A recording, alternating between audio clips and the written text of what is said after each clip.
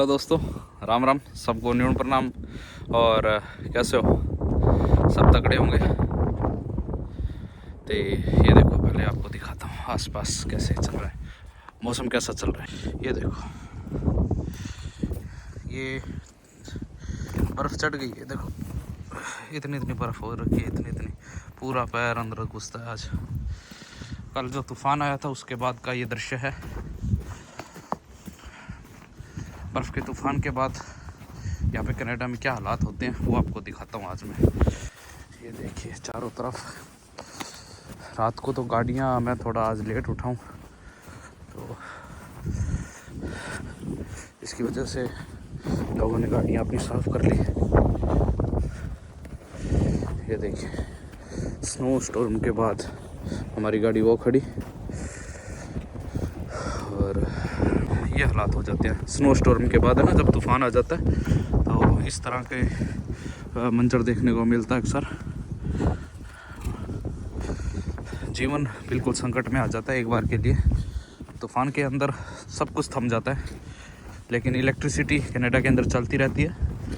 घरों में लोग बाहर नहीं निकलते, बच्चे अंदर रहते हैं सभी, और ज़्यादातर स्कूल की छुट्टी कर दी जाती है। यूनिवर्सिटीज़ की कई बार एक तरह का आपातकाल लगा दिया जाता है कुछ समय के लिए।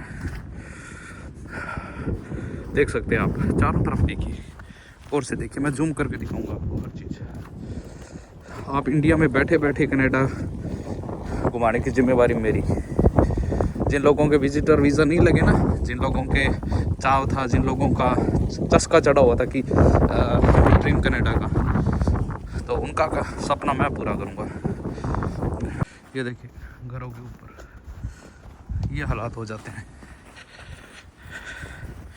अब मुझे स्नो शूज़ पहन रखे हैं मैंने। गाड़ियाँ क्या हो जाती है, जम जाती है, गाड़ियाँ फंस जाती हैं बर्फ़ के अंदर, तो इनको स्नो टायर की ज़रूरत पड़ती है यहाँ पर कनाडा के अंदर।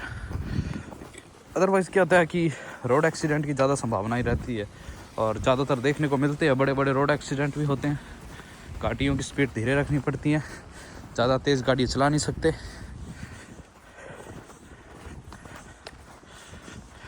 ये देखिए,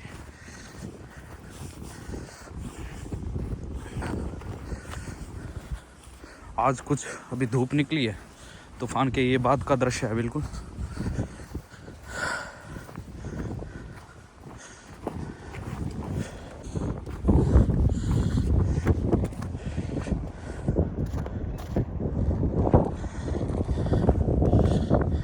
ये देखिए,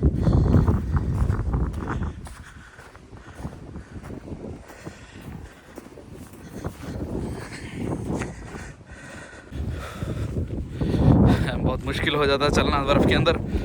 और जैसे कि सरकार ने आगाह कर दिया था पहले कि आप अपना बंदोबस्त रखिए, आप अपने मजबूती से रहें और अपना प्रोटेक्शन कीजिए। ज़्यादा भारी कपड़े पहने, अंदर गर्म कपड़े पहने।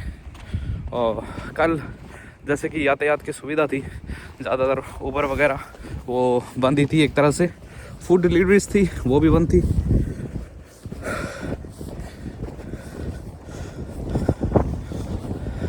ये देखिए, लोग ज़्यादातर आज पैदल देखने को मिलेंगे, क्योंकि गाड़ी चलना मुश्किल है इसमें। इस मौसम में गाड़ी चलना बेहद मुश्किल है। अभी हम जा रहे हैं, काम पर जा रहे थे। तेज़ धूप की रोशनी जब बर्फ़ पर गिरती है तो ये चांदी की तरह चमकती है। मेरे साथी है वरिंदर, तो वो आज पूछ रहे थे सुबह सुबह कि बिश्नोई वीकेंड पे क्या स्पेशल है, कहाँ चलें घूमने। मॉन्ट्रियल चलते हैं, आसपास कहीं चलते हैं दूर घूमने, या बाहर खाने चलते हैं, डिनर पर चलते हैं। तो मैंने कहा कि हम टोरंटो जू जा सकते हैं वहाँ पर वैसे तो, और डिनर भी कर लेंगे बाहर, लेकिन टोरंटो जू जाएंगे तो वहाँ पे हमें पोलर बियर मिल जाएगा देखने को, और जिराफ देखने को मिल जाएंगे। क्योंकि बाकी साइड तो एक तरह से बर्फ़ के कारण सब कुछ एक यातायात अस्त व्यस्त हुआ पड़ा है। तो रास्ते में काफ़ी तकलीफ़ें देखनी पड़ सकती है अगर दूर जाते हैं, मॉन्ट्रियल साइड जाते हैं तो, क्योंकि अभी ये घूमने का सीज़न नहीं है। सर्दी के अंदर क्या होता है कि अक्सर यहाँ पर जो रिक्रिएशनल एक्टिविटीज़ होती है वो ये है कि बर्फ़ पर जैसे स्कीइंग कर ली, और कैंपिंग वगैरह इस टाइम नहीं होती। कैंपिंग वगैरह गर्मियों में होती है। घूमने का सीज़न सर्दी में बहुत कम हो जाता है, लेकिन समर के अंदर शानदार रहता है। यहाँ पे शानदार टूरिस्ट आते हैं घूमने के लिए अंदर। ये देखिए, हाँ, बादल देखिए आप, बादल कितने साफ दिखाई दे रहे हैं। यहाँ पर बहुत सा बड़ा साफ दिखाई देता है क्योंकि प्रदूषण बहुत कम है। मैं ये नहीं कहूँगा कि न के बराबर है, लेकिन हवा बिल्कुल साफ़ होती है। लेकिन सर्दी के अंदर अक्सर क्या है कि ऑक्सीजन का जो लेवल होता है वो बिल्कुल डाउन चला जाता है। वो हमारा वो स्टेशन है। मुझे एक बात समझ नहीं आती कि ज़्यादातर लोग इंडिया से इतना पैसा लगाने के बाद 40, 50, 45, 60, 70 लाख रुपए लगाने के बाद वो अनपढ़ होते हैं और उनके पास कोई इंग्लिश की भी क्वालिफ़िकेशन, अच्छी क्वालिफ़िकेशन नहीं होती, एजुकेशन नहीं होती। तो लेकिन इतना पैसा लगाने के बाद वो यहाँ मूव करते हैं और यहाँ भूखे रहते हैं। तो एक घर में वो 10-10 जने रहते हैं। बहुत मुश्किल होते हैं हालात उनके, लेकिन क्या वो सोल्यूशन है क्या एक तरह से लाइफ को इजी करने का? क्योंकि मेरे को अक्सर कॉल आते हैं भाई, तो मोहम्मद जो जहाँ तक मदद होती है, जो हम कर सकते हैं, वो हमारे प्रयास रहते हैं हमेशा अच्छा करने के लिए इंसानियत के नाते, तो हम करते हैं। मैं ये कभी नहीं देखता कि कौन पाकिस्तानी है, कौन नेपाली है, कौन अफ्रीकन, कौन तंजानिया का है। तो हमारा मकसद तो ये है कि इंसानियत को बढ़ावा देना, एक दूसरे की मदद करना।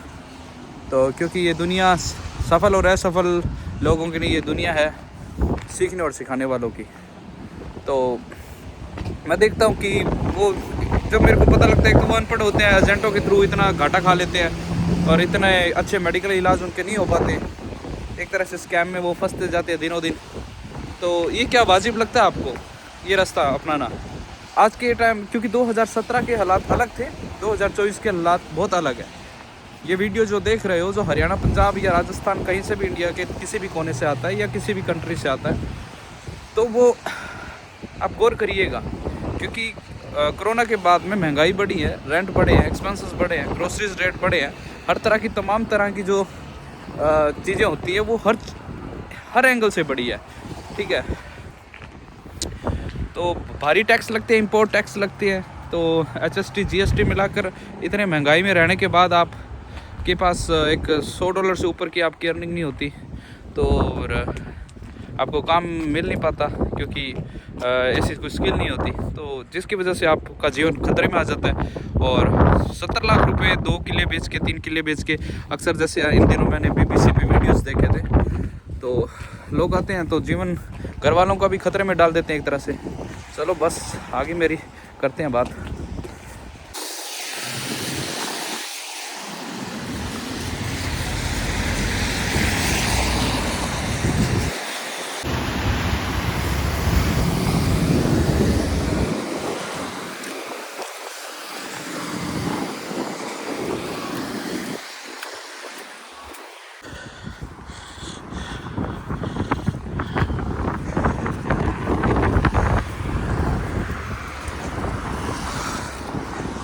हाँ, विंटर के टाइम में जो कनाडा होता है वो रशिया से कम नहीं होता, और समर के अंदर ये खूबसूरत होता है, खूबसूरत वादियों में होता है ये।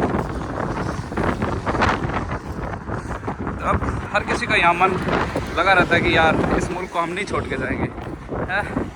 इस मुल्क ने बहुत कुछ दिया है, बहुत कुछ। यहाँ से जो आया ना वो कोई खाली हाथ नहीं गया, उसने बहुत कुछ बनाया, बहुत बड़े स्टार बनाए हैं, कलाकार बनाए, आर्टिस्ट बनाए हैं। ये चीज़ें है। लोगों की बातों की परवाह मत कीजिए आप। अगर कनाडा में रह रहे हो तो लोग कहेंगे यहाँ कुछ नहीं है, ये नहीं है, वो नहीं है, इंटरेस्ट है, कहाँ आगे, फलाना आगे, ढिमका आगे। तो आपको एक उदाहरण के साथ समझाता हूँ मैं। तो आप ये व्यू देखिए यहाँ का। अभी मैं एक पुल के ऊपर से जा रहा हूँ, आगे बात शुरू करेंगे। बस अपनी इंडस्ट्रीज़ के पीछे ही है, बस थोड़ा हमें आगे ले आया। बातें हो रही थी तो गले स्टॉपेज पे उतर गए। हवा बड़ी तेज आज, हाथों को देखकर आप अनुमान लगा सकते हैं। ये देखिए है ना, शानदार, जिंदाबाद, जबरदस्त। और इसी का नाम है कनाडा। जो मजबूती से यहाँ टिक के रह गया वो, उसके पास चाहे वो PR है या नहीं है, चाहे वो स्टूडेंट, चाहे वो वर्क परमिट, चाहे विजिटर, चाहे रिफ्यूजी, हज़ारों लाखों अनगिनत कहानियाँ हैं कनाडा की।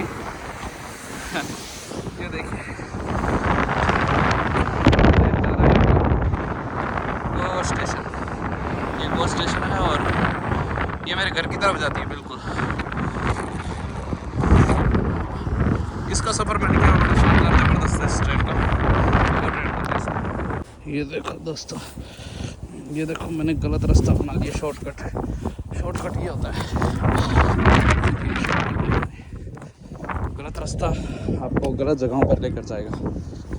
ये एक बड़ी गलती होगी। तो हाँ, अक्सर मुझे जैसे कॉलेज में मिलते थे, हमारे मित्र होते थे, बहुत से ऐसे स्टूडेंट्स जो नए आ रहे हैं, वो मिलते कि अपनी दुख की घड़ियाँ सुनाते हैं। कहते भैया हमारे साथ ये हो रहा है, हमारे साथ बहुत गलत हो रहा है, अत्याचार होता है यहाँ पर है, और यहाँ पे दुख है, तकलीफ़ें हैं, कोई सुनने वाला नहीं है। यहाँ की सोसाइटी वैसी नहीं है जैसी इंडिया में थी। कल एक श्रीलंका के अंकल है, वो हमारे साथ काम कर रहे थे, वो कोई 1990 में आए थे, कोई 2000 में आया था। अलग अलग हर किसी का सिनेरियो है, वो अपने दुख सुना रहे थे। देखो दुख तो बांट रहे, ज़िंदगी है ना। अगर आपको जितना खुशी से आप सुख को एक्सेप्ट करते हो, उतना ही उससे 100 गुना खुशी से ज़्यादा उसको दुख को एक्सेप्ट करो। सही नहीं है? अबे हमारे एक भाई है, वो अंकित भाई, ब्रैम्पटन में रहता भाई, वो रो रहा था एक दिन, कहता भाई बिश्नोई कि यार कुछ नहीं पड़े यहाँ पर, हमारी स्थिति ऐसी रहेगी।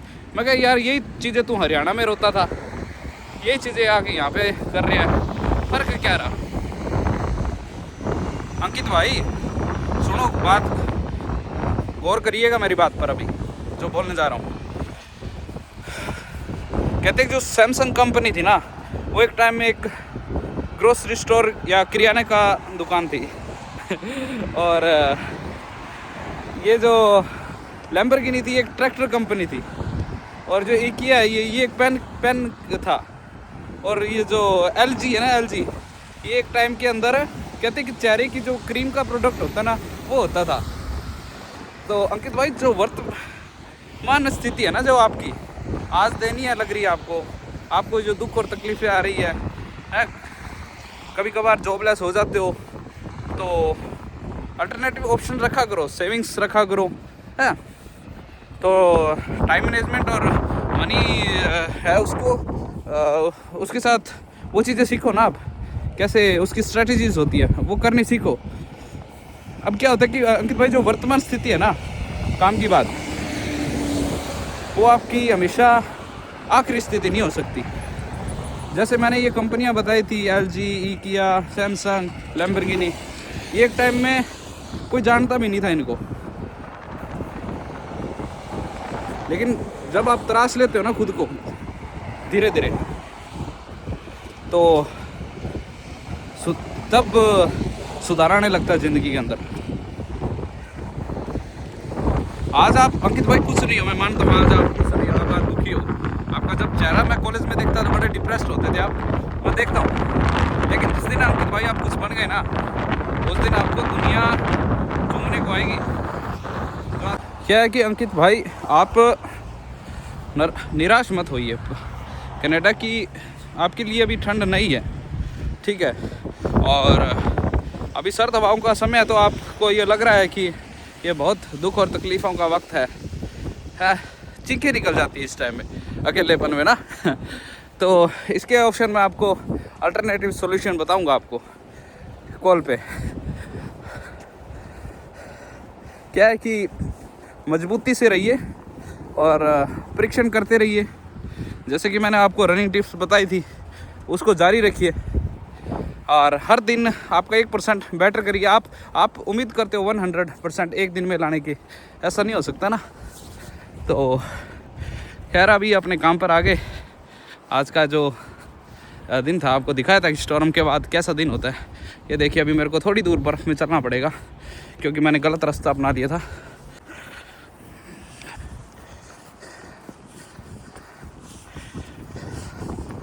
अभी बस जा रहे हैं, ये इसको सड़क पार करते ही हमारी इंडस्ट्री आ जाएगी, जहाँ जिसने हमें रोज़गार दिया, जिसने हमें संभाला बुरे वक्त में, जिसने हमें निवाला दिया, हमारे सारे बिल्स पे किए और हमें बुरे वक्त से निकाला। तो मैं वीडियो के माध्यम से हमारे भाई है जसकीरत सिंह और जगनदीप सिंह बाजवा और सागर भैया, जिन्होंने हमारे बुरे वक्त में साथ दिया था कनाडा के अंदर और हमें काम दिलवाने में बड़ा प्रयास किया था। तो आ गए हैं हमारे काम पर।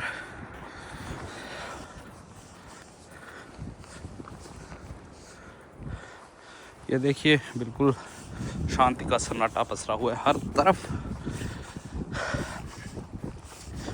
आपको चिड़ी तक नहीं मिलेगी यहाँ पर देखने को, और क्योंकि ठंड का जो असर होता है वो इंसान है या जानवर है या पेड़ है, दरख्त, वो ये चीज़ें देख कर नहीं आता, उसको अपना असर दिखाना है और वो दिखा कर जाता है। इसके साथ आप सभी को राम राम और न्यून प्रणाम।